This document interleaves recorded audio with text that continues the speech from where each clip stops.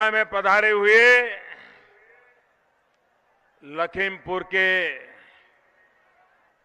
मेरे प्यारे भाइयों और बहनों,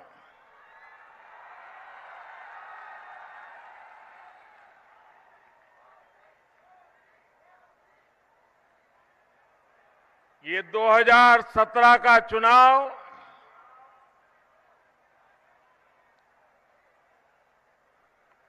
दो 2022 में भारत की आजादी के 75 साल का वर्ष आ रहा है। ये जो सरकार चुनी जाएगी वो 2022 भारत की आजादी के 75 साल, आजादी के बाद 75 साल पहुंचते हुए हमारा देश कहां पहुंचना चाहिए, किन किन समस्याओं से देश को मुक्ति मिलनी चाहिए, ये सारा समय ऐसा महत्वपूर्ण संकल्प का काम करके दिखाने का, बदलाव लाने का, विकास को नई ऊंचाइयों पर ले जाने का ये समय हमारे सामने है। उत्तर प्रदेश ने भूतकाल में अनेक दशकों तक कांग्रेस का शासन देखा है, कई बार सपा की सरकारें देखी है, कई बार बीएसपी की सरकार देखी है। भाइयों बहनों, मैं आपको पूछना चाहता हूं, क्या इन लोगों ने आपके जीवन में कोई बदलाव लाया है? आपका भला किया है? उत्तर प्रदेश का भला किया है? किसानों का भला किया है? माताओं बहनों को सुरक्षा दी है? हर परीक्षा में, हर कसौटी में ये जो फेल हुए हैं, क्या ऐसे लोगों को दोबारा परीक्षा देने का भी हक है क्या? भाइयों बहनों, 2014 के लोकसभा के चुनाव में उत्तर प्रदेश की जनता ने सारा हिसाब चुकता करके दिखा दिया था। अपने आप को दिग्गज मानने वाली पार्टियों को उत्तर प्रदेश ने साफ कर दिया था। सिर्फ 2 कुनबे के कुछ लोग जीत करके आए थे। 2 कुनबे के सामान्य कार्यकर्ता को जीता नहीं पाए थे। उन्होंने पूरी ताकत कुनबे को बचाने के लिए लगाई थी। एक कांग्रेस के कुनबे के 2 लोग जीत करके आए थे, सपा के कुनबे के कुछ लोग जीत करके आए थे। बाकी सारी की सारी सीटें ये उत्तर प्रदेश के लोगों ने 2014 में भारतीय जनता पार्टी को जिता दिया था। श्रीमान अखिलेश जी, खतरे की घंटी तो उसी दिन बज गई थी जब 2014 में उत्तर प्रदेश की जनता ने आपका सफाया कर दिया था। अच्छा होता 2014 के चुनाव के बाद आपको 2.5 साल मिले, आप जनता के लिए कुछ अच्छा कर पाते, अपनी छवि ठीक कर पाते, गुंडागर्दी को रोक पाते, किसानों के कल्याण के लिए धरती पर कुछ चीजें उतार के लाते। लेकिन 2014 में उत्तर प्रदेश की जनता ने बसपा को साफ कर दिया, कांग्रेस को कड़ी से कड़ी सजा दी, समाजवादी पार्टी के सारे सपने चूर चूर कर दिए। उसके बाद भी आप सुधरने के लिए तैयार नहीं है, उत्तर प्रदेश के लिए कुछ करने के लिए तैयार नहीं है। और इसलिए भाइयों बहनों, जब उनको डर लगा कि 2014 में परिवार भी एक था, कोई झगड़े बगड़े नहीं थे, अखिलेश की तब तक छवि भी ठीक थी। उस समय तो लोगों को लग रहा था नौजवान है, कुछ करेगा। लेकिन जब 2014 में आपके सुपड़े साफ हो गए तो आप लोगों का भला करने के बजाय जोड़ तोड़ की राजनीति में लग गए, गठबंधन के कारोबार में लग गए और ऊपर से परिवार भी बिखर गया। और इसलिए आप कांग्रेस के शरण में जाके बैठ गए। जो राम मनोहर लोहिया जिंदगी भर कांग्रेस के खिलाफ लड़ते रहे, जो राम मनोहर लोहिया के चेले चपाटे सारे जीवन भर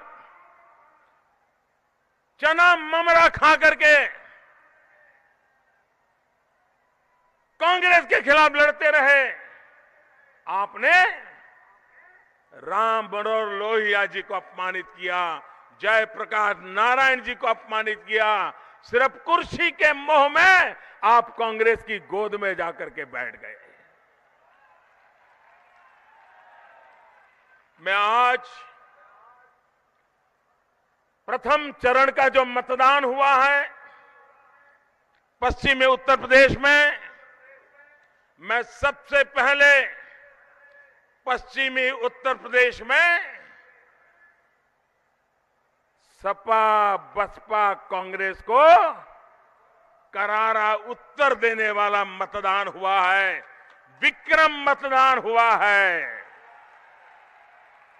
और इसलिए मैं पश्चिमी उत्तर प्रदेश के मतदाताओं का हृदय से अभिनंदन करता हूं। भाइयों बहनों, पहले चरण का रुख ये साफ साफ बता गया कि कितने ही गठबंधन कर लो, आपके पाप धुलने वाले नहीं है, आप बचने वाले नहीं है। जब उनको लगा कि प्रथम चरण में ही उनका पत्ता साफ हो रहा है, तो चुनाव का मतदान चल रहा था। हड़बड़ी में उनको तीसरा घोषणा पत्र निकालना पड़ा। किसी चुनाव में हर हफ्ते नए घोषणा पत्र निकालने पड़ते हैं क्या? जब पराजय सामने दिख गया तो दोनों पत्रकारों के सामने बैठ करके गिड़गिड़ाने लगे, कहीं पश्चिमी उत्तर प्रदेश चुनाव की खबरें ना आ जाए। और इसलिए नए नए मुद्दे डाल करके अपनी इज्जत बचाने के लिए फिर से कोशिश की।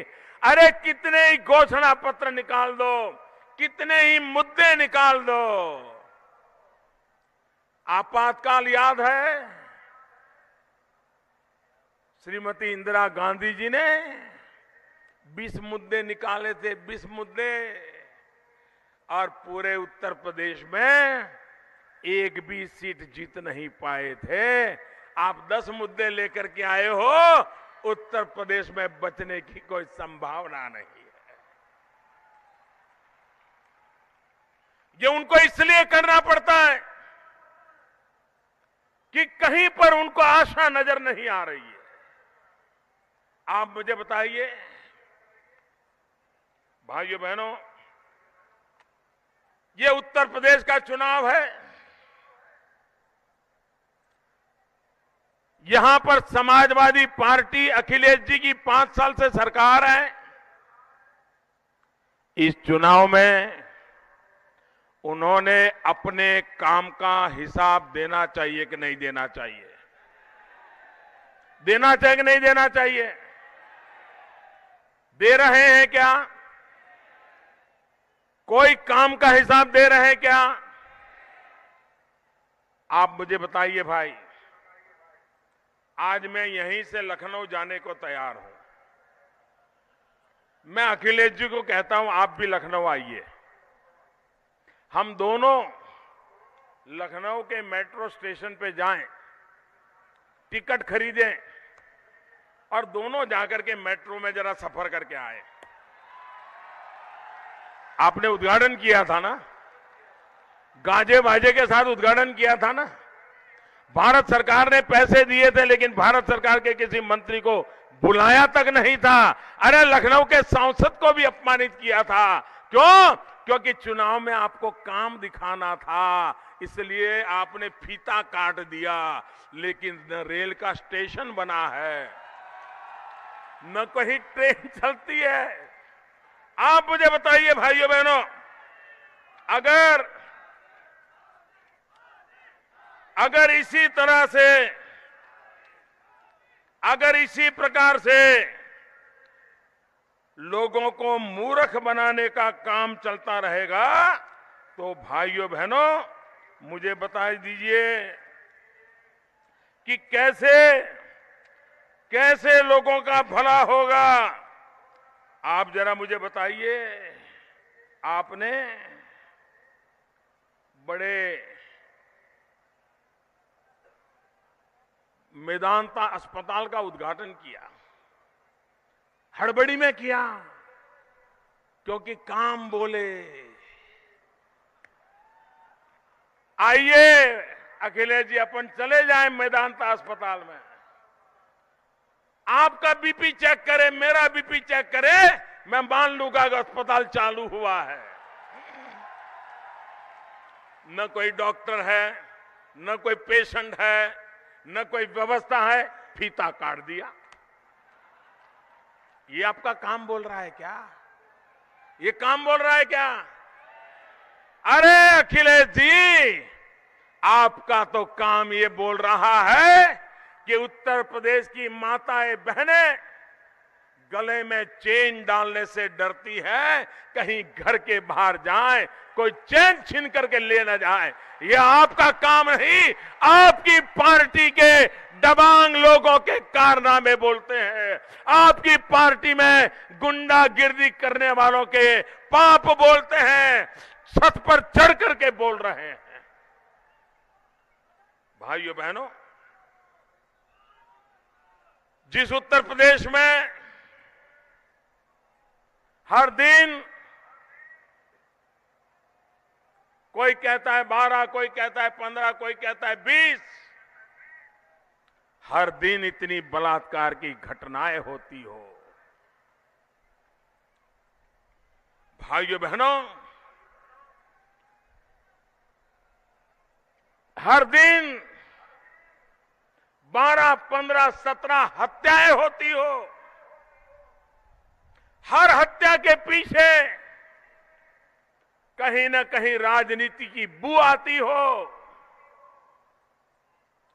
भाइयों बहनों, पूरा उत्तर प्रदेश जानता है, जो जेलों में बंद है वो बाहर अपनी गैंग चलाते हैं और जेल से इशारे करते हैं और लोगों को मार दिए जाते हैं। भाइयों बहनों, आप मुझे बताइए, जेलों से भी गैंग चलती हो, हर दिन इतने बलात्कार होते हो, निर्दोषों की हत्याएं होती हो, अपहरण होते हो, दंगे होते हो, इसे आप अखिलेश जी का काम कहेंगे कि समाजवादियों के कारनामे कहेंगे? ये काम है कि कारनामा? ये काम है कि कारनामा? ये काम है कि कारनामा? भाइयों बहनों, हिंदुस्तान का सबसे बड़ा प्रदेश क्या ऐसे गुंडा लोगों के हाथ में निर्दोष लोगों को उनके हवाले कर दिया जाएगा? भाइयों बहनों, मैं आपको विश्वास दिला रहा हूं, एक बार हमें सेवा करने का मौका दीजिए। 6 महीने के भीतर भीतर 6 महीने के भीतर भीतर ये कट्टे और कट्टे वाले हो, ये चाकू या छुरी वाले हो, ये बलात्कारी हो, ये बड़े बड़े लोगों की गैंग हो, 6 महीने के भीतर उनको जेल के सलाखों में न डाल दूं तो आप मुझे कहना मेरे भाई बहन।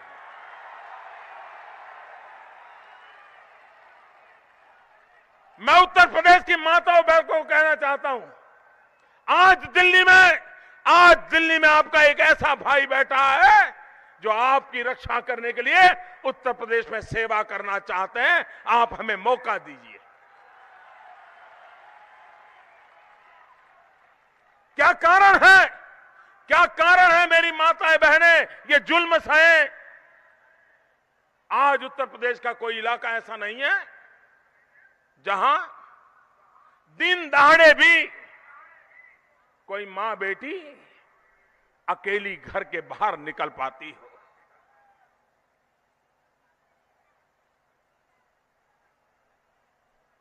कृष्ण और राम की ये धरती क्या बना करके रख दिया आपने।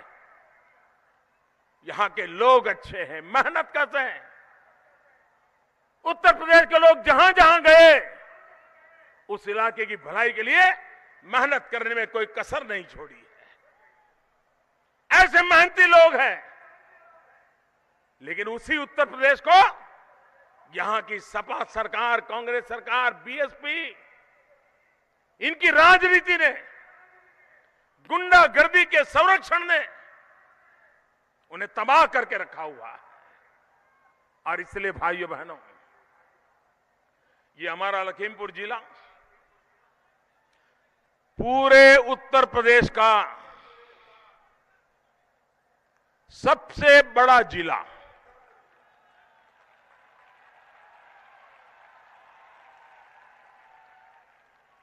चीनी का कटोरा कहा जाने वाला ये मेरा लखीमपुर,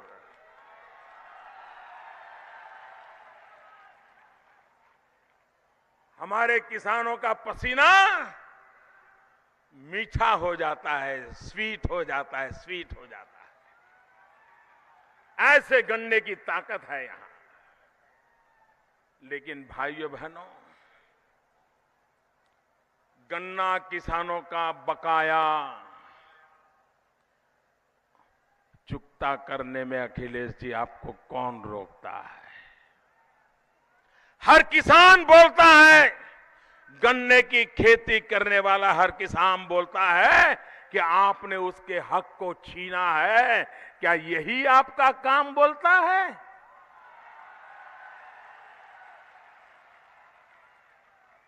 भाइयों बहनों, मैं उत्तर प्रदेश भारतीय जनता पार्टी को बहुत हृदय से बधाई देना चाहता हूं। इस चुनाव में उत्तर प्रदेश भारतीय जनता पार्टी ने अपने संकल्प पत्र में आपको वादा किया है कि भारतीय जनता पार्टी की उत्तर प्रदेश में सरकार बनने के बाद 14 दिन में 2 सप्ताह में गन्ना किसानों का बकाया चुकता कर दिया जाएगा। भाइयों बहनों,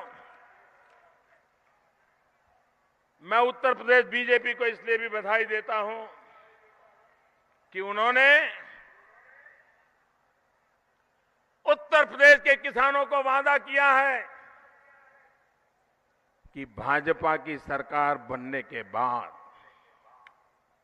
यहां के छोटे किसान हैं, उनका कर्ज माफ कर दिया जाएगा।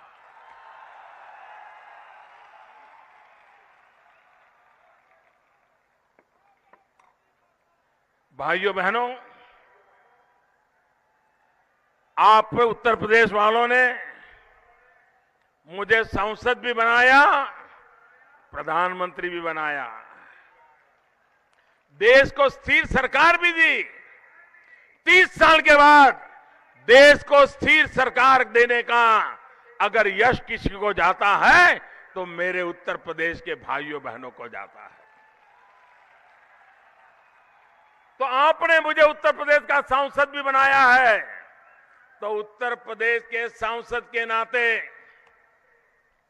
लखीमपुर के और उत्तर प्रदेश के मेरे किसान भाइयों को मैं वादा करता हूं कि भारतीय जनता पार्टी की सरकार बनने के बाद पहली ही मीटिंग में पहला ही काम किसानों की कर्ज माफी का कर दिया जाएगा। और मैं खुद इस काम को करवा के रहूंगा। ये मेरी जिम्मेवारी मान लीजिए, मैं उत्तर प्रदेश से करवा के रहूंगा। भाइयों बहनों, आप मुझे बताइए, मायावती जी के शासन में चीनी मिल की नीलामी, ये बड़ा तूफान खड़ा हुआ था कि नहीं हुआ था? भ्रष्टाचार के आरोप लगे थे कि नहीं लगे थे? और श्रीमान अखिलेश जी, आपने इस घोटाले की जांच करवाने का जनता को वादा किया था कि नहीं किया था? जांच करवाने का वादा किया था कि नहीं किया था? 5 साल हो गए कि नहीं हो गए? आप मुझे बताइए, घोटाले की जांच हुई क्या? जांच हुई क्या? क्या ये काम बोलता है क्या? ये काम बोलता है क्या? मायावती का ये घोटाला दबाने के बदले में क्या मिला? जरा अखिलेश जी, उत्तर प्रदेश की जनता जानना चाहती है। बताओ, क्यों दबा दिया? भाइयों बहनों,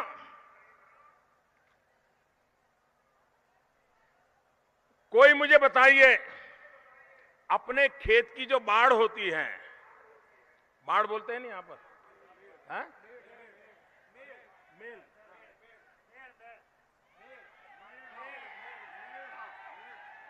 खेत की जो मेड़ होती है, मेड़, है? कोई खेत की मेड़ का इंश्योरेंस निकालता है क्या? कोई निकालता है क्या? आप मुझे बताइए, मेड़ के बाद सबसे कम नुकसान होने वाली कोई फसल है? कम से कम नुकसान हो सकता है, जिसका कम से कम जोखिम है, वो अगर फसल है वो गन्ना है। जिसका कम से कम जोखिम होता है, लेकिन ये उत्तर प्रदेश की सरकार गन्ना किसानों को सजा करने के इरादे से उसने गन्ना किसानों को, गन्ने को मजबूरन प्रधानमंत्री फसल बीमा योजना में घुसेड़ दिया। और उसके कारण गन्ना किसानों पर हजारों करोड़ों का बोझ आ गया।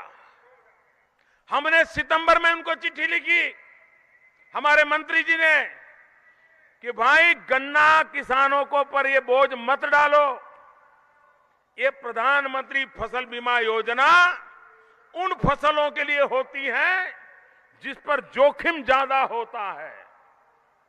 ओले गिर जाए तो किसान खत्म हो जाता है, ज्यादा बारिश हो जाए तो खत्म होता है। आपने ये गन्ने को अंदर डाल करके और किसानों को भी बर्बाद किया और गन्ने किसानों पर ज्यादा बोझ डाल दिया। भाइयों बहनों, हम एक ऐसी, कभी कभी हमारे अखिलेश जी कह रहे हैं कि मोदी जी जरा काम तो बताओ।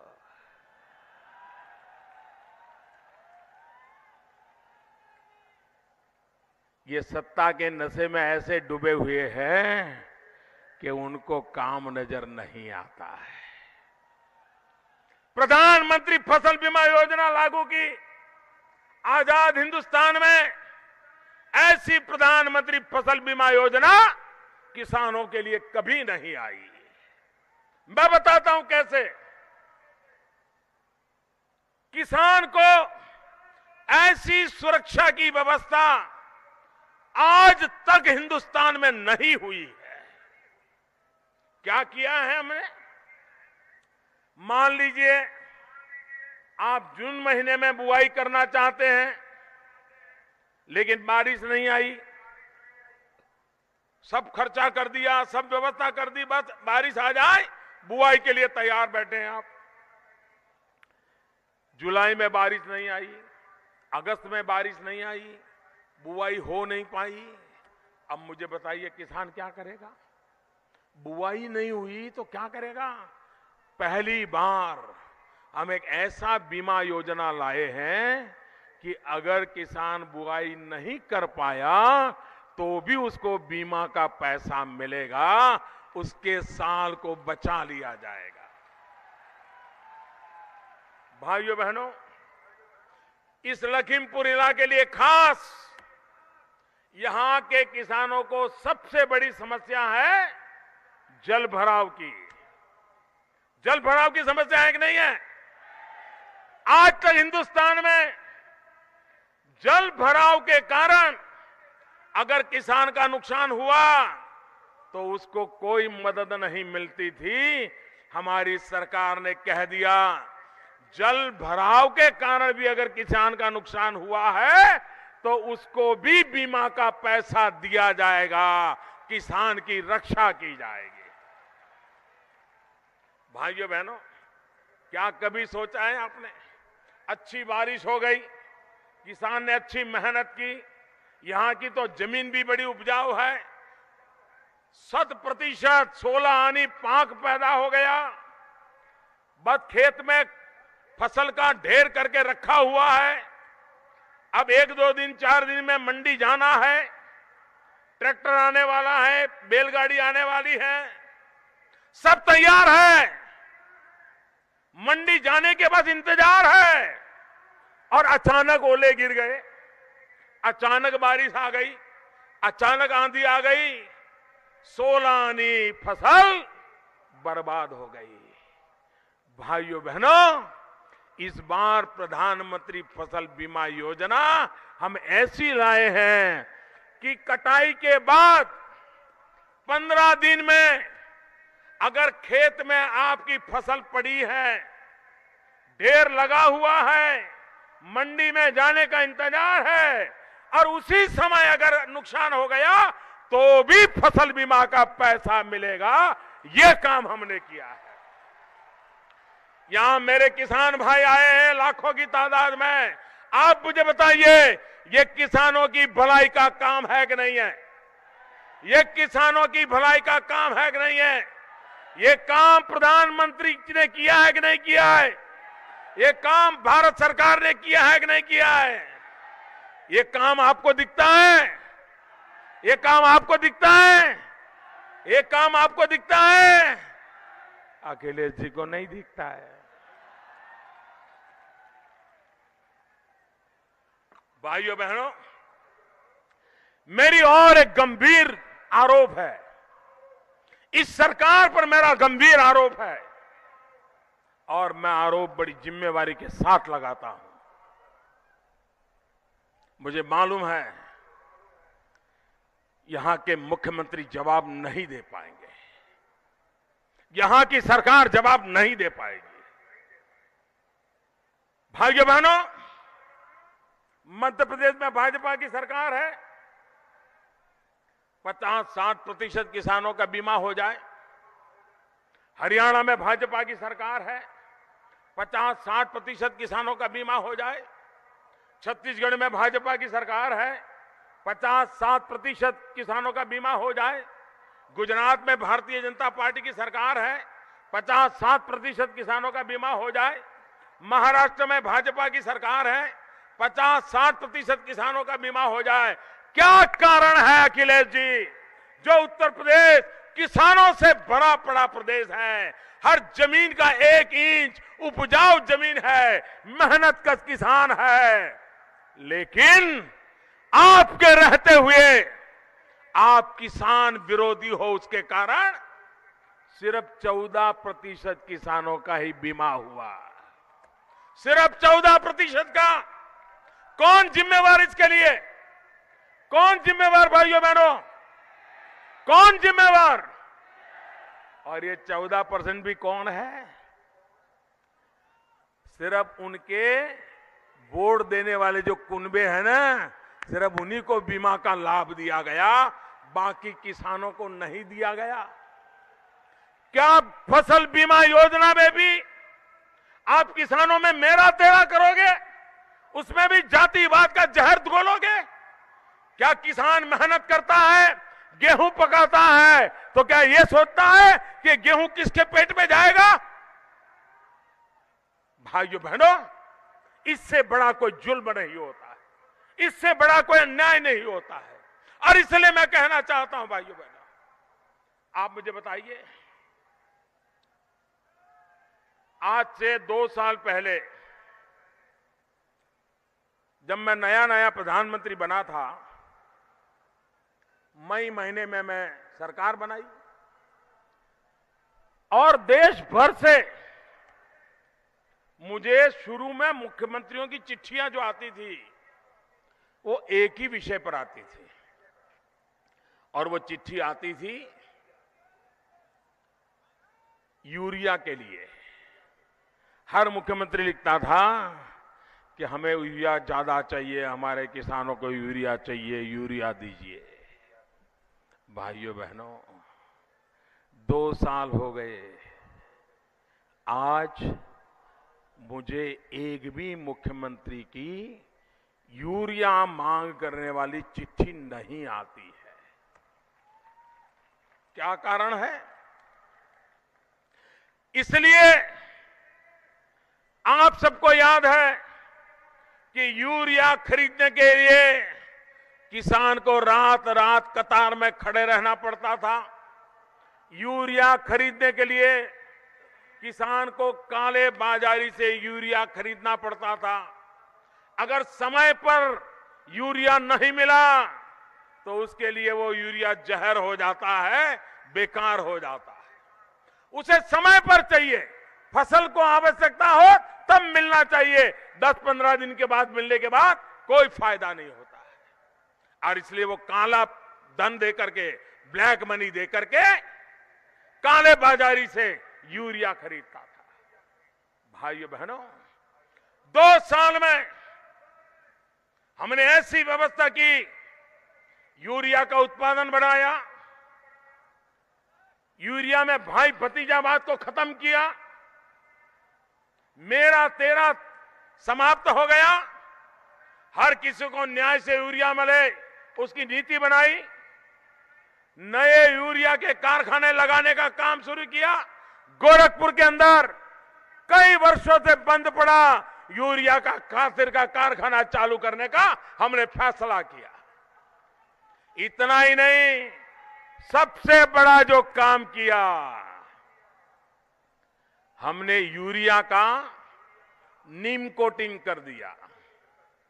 पहले क्या होता था, कारखाने से यूरिया निकलता था लेकिन किसान के पास नहीं जाता था, चोर बाजारी के रास्ते से केमिकल फैक्ट्रियों में चला जाता था। केमिकल वालों के लिए यूरिया रॉ मटेरियल होता था, उसमें से वो और चीजें बना करके अरबों खरबों रुपये कमाते थे। और यूरिया पैदा करने वाले राजनेता सारे मिलकर के ये यूरिया में भ्रष्टाचार का कारोबार करते थे। हमने नीम कोटिंग कर दिया। भाइयों बहनों, नीम कोटिंग करने के कारण मुट्ठी भर यूरिया भी किसी केमिकल फैक्ट्री में काम नहीं आ सकता है। सिवाय खेत ये यूरिया का कोई उपयोग ही नहीं हो सकता है। मुझे बताइए, चोरी गई कि नहीं गई? चोरी गई कि नहीं गई? काले बाजारी गई कि नहीं गई? बेईमानी गई कि नहीं गई? किसान को यूरिया मिला कि नहीं मिला? किसान को यूरिया मिला कि नहीं मिला? अखिलेश जी, ये काम भी आपको नहीं दिखेगा, क्योंकि आपको कारनामों की आदत है, काम की आदत नहीं है। भाइयों बहनों, मैं जहां दुख के साथ कहना पड़ता है, भारत सरकार किसानों का माल पानी के मोल बिक न जाए, फसल पैदा होने के बाद किसान के पास रखने की जगह नहीं होती है, वो जल्दी से जल्दी मंडी पहुंचा करके बेच देना चाहता है। उसको डर भी रहता है कि खुले में पड़ा और कोई नुकसान हो जाएगा तो, लेकिन मंडी में जाता है तो दाम गिर जाते हैं, किसान के पसीने की कमाई पानी के मोल बिक जाती है। भारत सरकार मिनिमम सपोर्ट प्राइस देती है, भारत सरकार पैसे देती है और राज्य सरकार को कहती है कि आप किसानों से ये मूल्य से सारी चीजें खरीदिए, धान खरीदिए, गेहूं खरीदिए, किसानों को रक्षा करिए। भाइयों बहनों, हरियाणा में किसान जो पैदा करता है उसमें से 60-70% सरकार खरीदती है, दाम गिरने नहीं देती है। छत्तीसगढ़, मध्य प्रदेश, राजस्थान, भाजपा की सरकारें 50-60% किसानों ने जो धान उत्पादन किया, जो चावल उत्पादन किया, जो गेहूं उत्पादन किया, उसको खरीद लेते हैं। और ये उत्तर प्रदेश जो किसानों का प्रदेश है, सबसे ज्यादा लोग गांव में रहते हैं, किसानी करते हैं, लेकिन ये अखिलेश जी की सरकार, उसको पता नहीं किसानी से क्या दुश्मनी है। भाजपा की सरकारें 50-60% खरीदती हैं, ये सिर्फ 3% खरीदती है। 3%। कहिए, ये किसानों के साथ घोर अन्याय है कि नहीं है? ये किसानों के साथ जुल्म है कि नहीं है? भाइयों बहनों, हम वादा करना चाहता हूं आपको, जो भी किसान अपनी पैदावार उचित दाम से बेचना चाहता है, उत्तर प्रदेश में भाजपा की सरकार बनेगी, उसको उचित दाम से खरीदने का वादा करती है जी। किसान को मरने नहीं दिया जाएगा, किसान को लूटने नहीं दिया जाएगा। लेकिन भाइयों बहनों, इनको परवाह नहीं है, इनको चिंता नहीं है। हमारा तो मंत्र है विकास। विकास के लिए ही सरकारें बननी चाहिए। भाई भतीजावाद के लिए सरकारें नहीं होती हैं, जात पात के लिए सरकारें नहीं होती हैं, संप्रदायवाद के लिए सरकारें नहीं होती हैं, पूरब पश्चिम उत्तर दक्षिण में भेद करने के लिए सरकारें नहीं होती हैं। सरकार हर किसी के लिए होती है। सबसे पहले गरीबों के लिए होती है, गांव के लिए होती है, किसान के लिए होती है, दलित, पीड़ित, शोषित, वंचित के लिए होती है, माताओं बहनों के लिए होती है, नौजवानों के भविष्य के लिए होती है। लेकिन भाइयों बहनों, ये दो कुनबे, पूरा उनका कारोबार देखिए। ये जोड़ी ऐसे नहीं मिली है, दोनों में एक ही प्रकार के गुण हैं, दोनों में एक ही प्रकार के अवगुण हैं, दोनों में एक ही प्रकार की आदतें हैं, और इसलिए उनको मेलजोल सरल हो जाता है। भाइयों बहनों,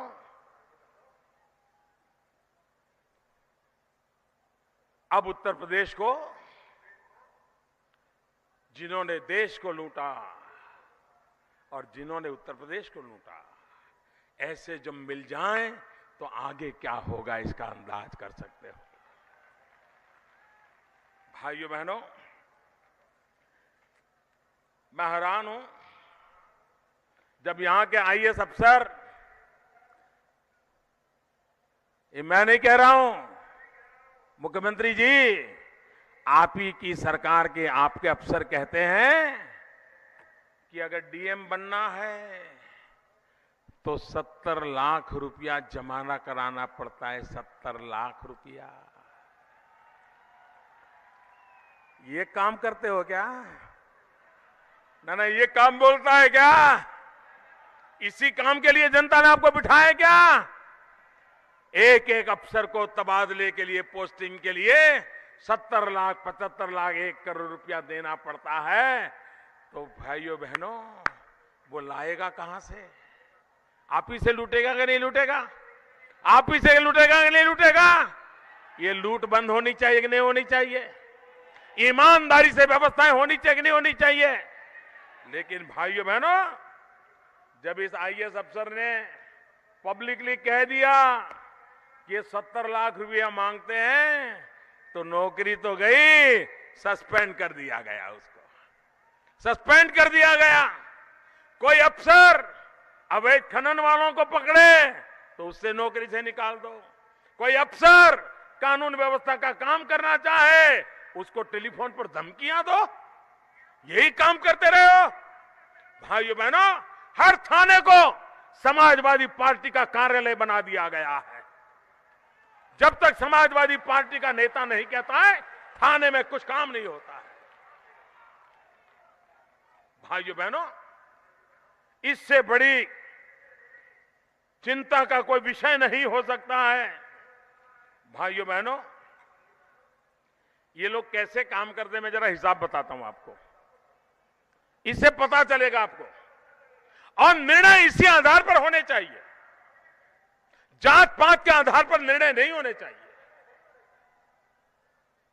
नौजवान, आप आपका भविष्य के लिए चिंता करो। जो बुजुर्ग हैं, उनको शर्म के मारे शायद तकलीफ होगी। आपको चिंता करने की जरूरत नहीं है। नौजवानों, आपको तो आपका भविष्य निर्धारित करना है। मैं उदाहरण देता हूं। जब मैडम मायावती जी की सरकार थी, बड़ा इंटरेस्टिंग है, जरा सुनने जैसा है। मैडम मायावती जी की सरकार थी तो 2010 और 2012 के बीच में, 2010 और 2012 के बीच में उत्तर प्रदेश के 23 गांवों में बिजली का काम हुआ जहां बिजली नहीं थी। कितने गांव? कितने गांव? कितने गांव? कितने समय में? 2 साल में। कितने समय में? 2 साल में कितने गांव? ये काम किसने किया? मैडम। उसके बाद बारी आई राजकुमार की।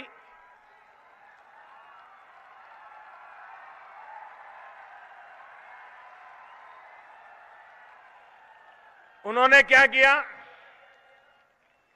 2012 और 2014, 2012 और 2014 क्या किया? आप अंदाज लगाइए क्या किया होगा। उत्तर प्रदेश में जब मैं दिल्ली में बैठा तो मैंने हिसाब लगाया, हिंदुस्तान में 18,000 गांव ऐसे हैं जिनमें बिजली का खंभा तक नहीं पहुंचा, बिजली का तार भी नहीं पहुंचा, बिजली का लट्टू नहीं लगा। 18,000 गांव 18वीं शताब्दी में जीने के लिए मजबूर थे। बिजली देखी नहीं थी उन्होंने। मैंने आकर के कहा, मुझे 1000 दिन में 18,000 गांवों में बिजली पहुंचानी है। 2014 में हमारी सरकार बनी, 2014 में बनी। मैं जरा 2012 से 14 तक का जिनका काम बोलता है, उनका काम क्या बोलता है, मैं बताना चाहता हूं। मायावती जी ने 23 गांवों में बिजली पहुंचाई थी। ये नौजवान मुख्यमंत्री ने सिर्फ 3 गांवों में बिजली पहुंचाई। 3। 2 साल में 3 गांव में खंभे लगे, तार पहुंचा। उत्तर प्रदेश में 1500 गांव अंधेरे में हैं।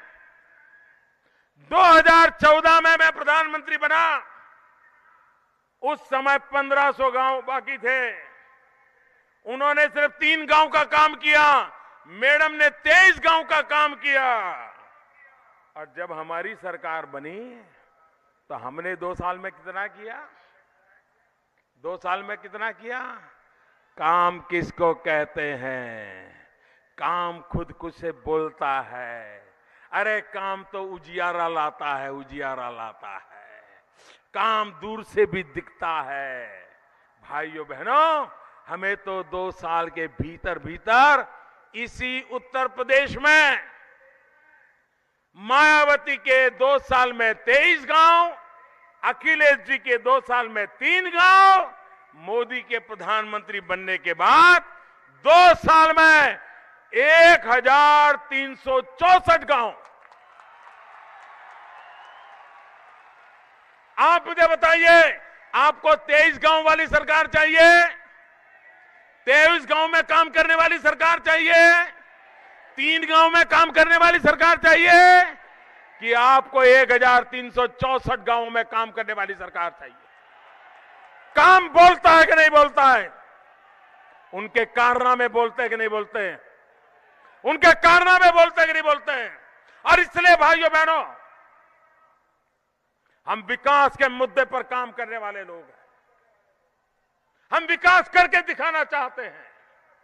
और इसीलिए भाइयों बहनों, मैं आज जब आपके पास आया हूं, मैं आपसे आग्रह करता हूं कि आप भारतीय जनता पार्टी को सेवा करने का अवसर दो। आज कोई कारण है कि उत्तर प्रदेश से नौजवानों का पलायन होना चाहिए? आज किसी भी गांव में जाइए, नौजवान नजर नहीं आता है। बुजुर्ग लोग हैं गांव में, सेवा करने वाला नहीं है। पूछते हैं भाई बेटा कहां गया, तो बोले वो तो मजदूरी करने के लिए, काम करने के लिए किसी शहर चला गया है। उसको तो जब किसानी का काम होगा तब आ जाएगा, लेकिन अभी तो कोई है नहीं, तो चला गया है। भाइयों बहनों, क्या मेरे उत्तर प्रदेश के नौजवानों को अपने मां बाप के पास रहने का हक नहीं है क्या? अपने बुजुर्गों की सेवा करने का हक नहीं है क्या? अपने यार दोस्तों के बीच जिंदगी गुजारने का हक नहीं है क्या? अपने गांव खेत खलिहान के बीच आनंद और सुख से जीने का हक है कि नहीं है? उसको पेट भरने के लिए, बूढ़े मां बाप के पेट भरने के लिए अपने गांव गलियार छोड़ करके शहरों की गंदी नाली में जीने के लिए मजबूर होना पड़ता है। भाइयों बहनों, स्थिति मुझे बदलनी है। ये स्थिति मुझे बदलनी है। मुझे नौजवानों को उनके ही जनपद में नौकरी मिले, काम मिले, ऐसा विकास का मॉडल लेके काम करना है। उसके पास सपने हैं, सामर्थ्य है, संकल्प है, परिश्रम करने की तैयारी है। ये सरकार है जो ये करना चाहती है, और इसलिए मैं नौजवानों को निमंत्रित देता हूं। भाइयों बहनों, हमारी माताएं बहनें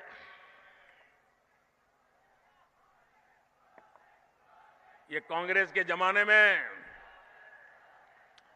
2014 का जब चुनाव हुआ तो कांग्रेस पार्टी किस मुद्दे पर चुनाव लड़ रही थी, याद है?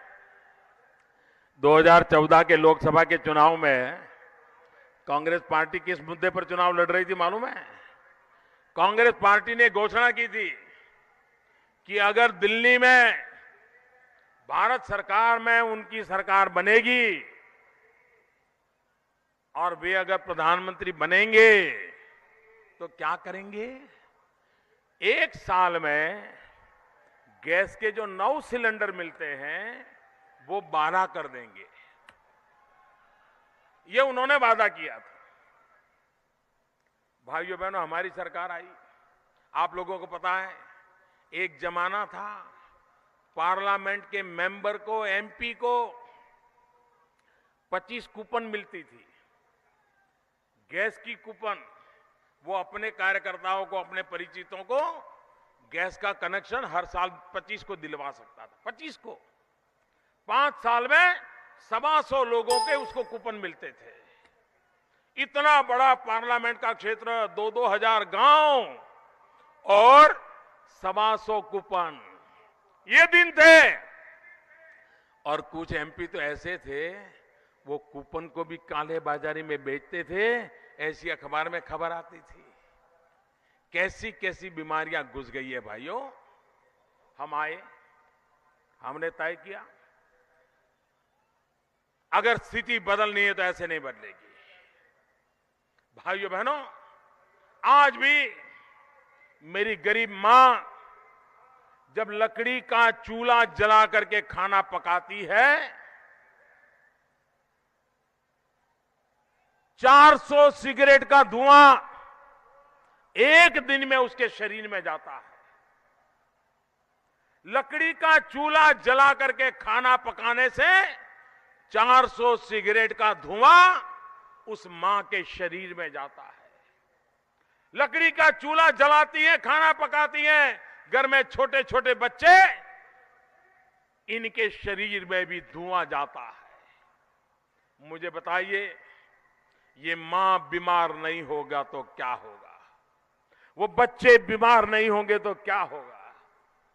क्या गरीबों के लिए कुछ नहीं होना चाहिए?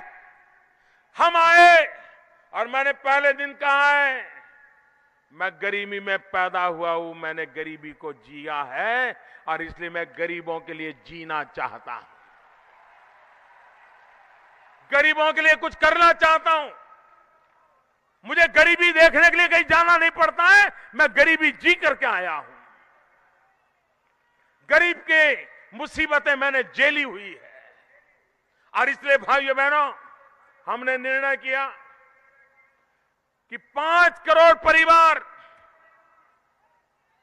जिनके घरों में गैस का चूल्हा नहीं है, गरीबी में जिंदगी गुजारते हैं, सरकार की तरफ से उनको मुफ्त में गैस का कनेक्शन दिया जाएगा और लकड़ी के चूल्हे से मुक्ति दिला करके गैस के चूल्हे से खाना पकाने के लिए उनको मदद की जाएगी। भाइयों बहनों, इस योजना को तो अभी 1 साल भी पूरा नहीं हुआ है, 1 साल भी पूरा नहीं हुआ है। काम कैसे बोलता है, काम कैसे दिखता है, काम की क्या ताकत होती है, अब तक साल भी नहीं हुआ है 1,80,00,000 गरीब माताओं को गैस का कनेक्शन दे दिया। अरे उत्तर प्रदेश में लाखों परिवारों में गैस का कनेक्शन पहुंच गया, गैस का चूल्हा काम करने लग गया। 1 भी रुपये के भ्रष्टाचार का आरोप नहीं लगाया। भाइयों बहनों, 1,80,00,000 लोगों को गैस का कनेक्शन दे गए दिया। आप मुझे बताइए, इससे गरीबों का भला होगा कि नहीं होगा? ये गरीबों की सेवा है कि नहीं है? ये माताओं बहनों की सेवा है कि नहीं है? इसको काम कहेंगे कि नहीं कहेंगे? कहेंगे कि नहीं कहेंगे? और इसलिए भाइयों बहनों, मैं आपसे यही कहने आया हूं कि मेरी सरकार देश के गरीबों के हक को सुरक्षित करना चाहती है। मेरी सरकार मध्यम वर्गीय लोगों का जो शोषण होता है, उनकी रक्षा करना चाहती है। भाइयों बहनों, इस देश को भ्रष्टाचार ने तबाह किया है कि नहीं किया है? जरा मुझे बताइए, भ्रष्टाचार ने बर्बाद किया है कि नहीं किया है? हर मौके पर भ्रष्टाचार आपको रोकता है कि नहीं रोकता है? भ्रष्टाचार आपके हकों को छीनता है कि नहीं छीनता है? आपको बर्बाद करता है कि नहीं करता है? भ्रष्टाचार खत्म होना चाहिए कि नहीं होना चाहिए? भ्रष्टाचार खत्म होना चाहिए कि नहीं होना चाहिए? अगर सरकार में नौकरी चाहिए तो इंटरव्यू आता है, इंटरव्यू। 100 लोगों की नौकरी, 1,00,000 लोगों का इंटरव्यू, और 3 बाबू बैठे होते हैं। वो एक कमरे से आता है, दूसरे दरवाजे से निकलता है, 30 सेकंड लगता है, 30 सेकंड। वो ऐसे ही गुजरता है और उनका मूड कर गए तो पूछते हैं क्या नाम है, कहां से आए हो, इतने में तो वो निकल जाता है। मुझे बताइए क्या ये इंटरव्यू का तरीका है क्या? कोई मुझे बताइए ये इससे इंटरव्यू होता है क्या? क्या ये 30 सेकंड में ऐसा कौन सा एक्सरे मशीन है कि आपको पता चल जाए कि अच्छा है ये बुरा है? ये बेईमानी है कि नहीं है? भाइयों बहनों, ये बेईमानी भ्रष्टाचार करने की दुकान है, दुकान।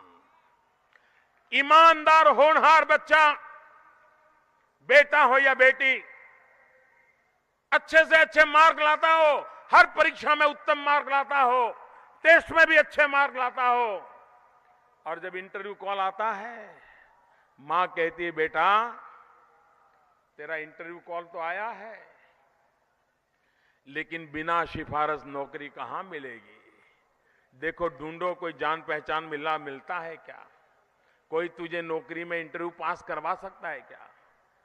तो बेटा कहता है मां मिल तो जाएगा लेकिन वो तो 2 लाख 5 लाख 10 लाख रुपया मांगेगा। तो गरीब मां कहती है बेटा अब मेरी तो जिंदगी पूरी होने आई है, ये घर गिरवी रख करके अगर तेरी नौकरी लग जाती है तो गिरवी रख दो, ये मेरा मंगलसूत्र गिरवी रख करके तुझे नौकरी मिल जाती है तो बेटा गिरवी रख दो। बाप कहता है मेरा छोटा सा खेत अगर वो गिरवी रख करके तुझे नौकरी मिल जाती है तो बेटा गिरवी रख दो, लेकिन तुम पैसे दे करके भी नौकरी ले लो। भाइयों बहनों, ये पाप खत्म होना चाहिए कि नहीं होना चाहिए? ये नौजवानों का हक लूटा जा रहा है, वो बंद होना चाहिए कि नहीं होना चाहिए? आपने मुझे प्रधानमंत्री बनाया, हमने फैसला किया दिल्ली में बैठते ही, हमने कहा तीसरे और चौथे वर्ग के जो सरकारी मुलाजिम है, जो सबसे ज्यादा होते हैं, टीचर हो, नर्सिज हो, पैरामेडिकल स्टाफ हो, ड्राइवर हो, प्यून हो, क्लार्क हो, ये सब सबसे ज्यादा होते हैं, बड़े बड़े बाबू तो बहुत कम होते हैं। हमने तय कर लिया वर्ग 3 और 4 के कोई इंटरव्यू नहीं होंगे। उसके पास जो मार्क आए हैं परीक्षा में, टेस्ट में जो मार्क आए हैं, वो सारा कंप्यूटर में डाल दिया जाएगा और कंप्यूटर को पूछा जाएगा कि बताओ भाई नंबर 1 कौन है, 2 कौन है, 3 कौन है, 10 कौन है, 100 कौन है। कंप्यूटर बताएगा, जो पहले 100 होंगे उनके घर ऑर्डर चला जाएगा, विधवा मां के बेटे को नौकरी मिल जाएगी। भ्रष्टाचार गया कि नहीं गया? गया कि नहीं गया? मैंने उत्तर प्रदेश की सरकार को आग्रह किया, मैंने कहा भाई मैं उत्तर प्रदेश का सांसद हूं, इतना तो करो। भारत सरकार ने कर दिया है, आप उत्तर प्रदेश में ये भाई भतीजावाद, जातिवाद खत्म करने के लिए इंटरव्यू खत्म करिए। नहीं किया भाइयों बहनों, नहीं किया। और नौकरी किसको मिली? नौजवानों, किसी को नौकरी न्याय मिलने हकदार था, मिली क्या? उनके रिश्तेदारों को मिली कि नहीं मिली? उनकी वोट बैंक वालों को मिली कि ना मिली? ईमानदार नौजवान को नौकरी मिली क्या? भाइयों बहनों, हमने वादा किया है, जिन नौजवानों का हक था लेकिन पिछले 5 साल में उनके हक डुबो गया है, वो सारा कच्चा चिट्ठा खोल दिया जाएगा और जिसका हक है उसको हक देने के लिए हम कोशिश करेंगे। भाई भ्रष्टाचार और काला धन, उसके खिलाफ मैंने लड़ाई छेड़ी है। बातें बहुत करने वाले आगे गए लेकिन करने की हिम्मत नहीं थी, क्योंकि राजनीतिक हिसाब किताब बैठता नहीं था। 8 नवंबर रात को 8 बजे टीवी पर आकर के मैंने कह दिया, 1000 और 500 की नोट वाले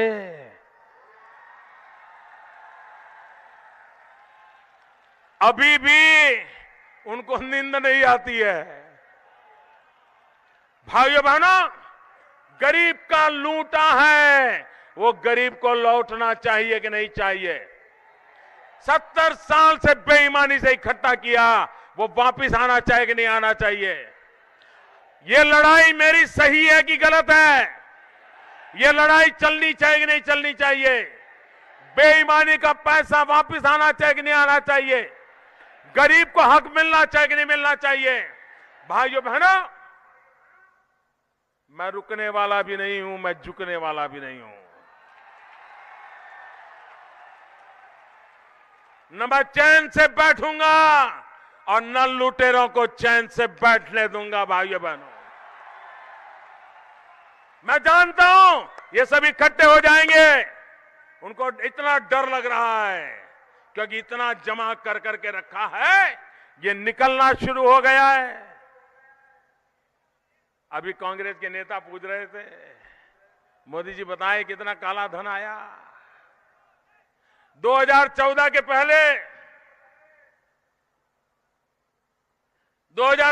पहले अखबार खोल कर देख लीजिए, क्या खबर आती थी? कोयले में कितना गया, 2G में कितना गया, हेलीकॉप्टर में कितना गया, सिंचाई में कितना गया। यही खबर आती थी कि नहीं आती थी? यही आती थी कि नहीं आती थी? हर कोई पूछता था, कांग्रेस जवाब दे कितना खाया। मोदी को क्या पूछा जाता है? मोदी को कोई ये नहीं पूछता है कि मोदी जी कितना खाया। मोदी को कोई ये नहीं पूछता है कि कितना गया। लोग मोदी से पूछ रहे हैं कितना आया। बताइए, फर्क है कि नहीं है? ये बदल है कि नहीं है? अरे दिल्ली में एक ऐसी सरकार आपने बिठाई है जिससे देशवासियों को भरोसा है। पूछ रहा है देश, मोदी जी कितना आया जरा बता दीजिए। पहले बात होती थी कितना गया, अब बात हो रही कितना आया। आएगा, हर सब कुछ वापस आने वाला है। और जो नेता मुझे पूछ रहे हैं, जरा बताओ, कर्नाटक में कांग्रेस सरकार है, उसके मंत्री के घर से 150 करोड़ निकला, वो क्या था? उसके एक एमएलए के यहां से 100 करोड़ से ज्यादा निकला, वो क्या था? उसके एक इंजीनियर के यहां से करोड़ों रुपए निकला, वो क्या था? निकल रहा है, सब जगह से निकल रहा है और भी निकलने वाला है।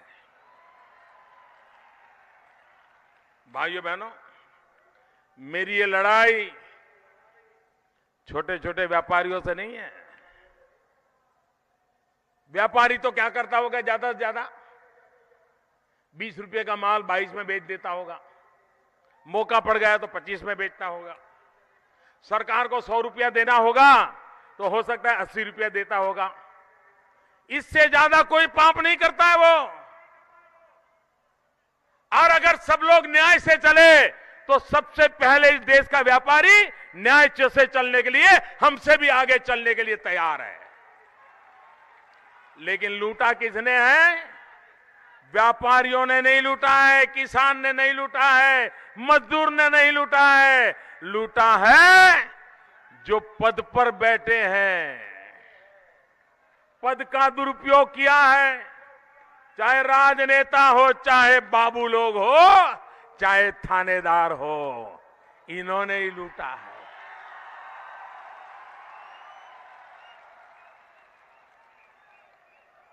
सारी जड़ वही है। और इसलिए मेरी लड़ाई छोटे छोटे व्यापारियों से नहीं है, मेरी लड़ाई इन ठेकेदारों से है। मुझे आपके आशीर्वाद चाहिए भाइयों, आपके आशीर्वाद चाहिए। और मुझे विश्वास है 125 करोड़ देशवासी कठिनाइयां झेल करके भी, तकलीफ झेल करके भी इस देश से भ्रष्टाचार को खत्म करने के लिए, इस देश को काला धन खत्म करने के लिए कंधे से कंधा मिला करके मेरे साथ खड़े, इससे बड़ा मेरा कोई सौभाग्य नहीं हो सकता है। आइए भाइयों बहनों, उत्तर प्रदेश का भाग्य बदलने के लिए, यहां के नौजवानों का भविष्य सुरक्षित करने के लिए, कानून व्यवस्था को वापस लाने के लिए भारतीय जनता पार्टी को विजय बनाइए, कमल के निशान पर बटन दबाइए, भव्य विजय दिलाइए। और पहले पश्चिमी उत्तर प्रदेश ने जो कमाल करके दिखाई है, पूरा उत्तर प्रदेश वैसे ही कमाल करके दिखाए। और अभी 3 एमएलसी का चुनाव हुआ, 3 एमएलसी का चुनाव इनके गठबंधन होने के बाद हुआ और तीनों भाजपा जीत गई, हजारों वोटों से जीत गई, बाकियों के पत्ते साफ हो गए। सरकार उनकी थी, गठबंधन उनका था, इरादे उनके थे, करतूत उनके थे। काम बोलता है, तीनों हम जीत गए। काम बोलता है, तीनों एमएलसी ने उनको परास्त करके रख दिया। यही तो ताकत है काम की। और इसलिए मैं कहता हूं भाइयों बहनों, कारनामों से उत्तर प्रदेश को बचाना है, काम से आगे बढ़ाना है। उत्तर प्रदेश को उत्तर दो अखिलेश जी, उत्तर प्रदेश को उत्तर दो। भाइयों बहनों, भारतीय जनता पार्टी को विजयी बनाओ। मेरे साथ मुट्ठी बंद करके पूरी ताकत से बोलिए, भारत माता की, भारत माता की, भारत माता की, भारत माता की। बहुत बहुत धन्यवाद।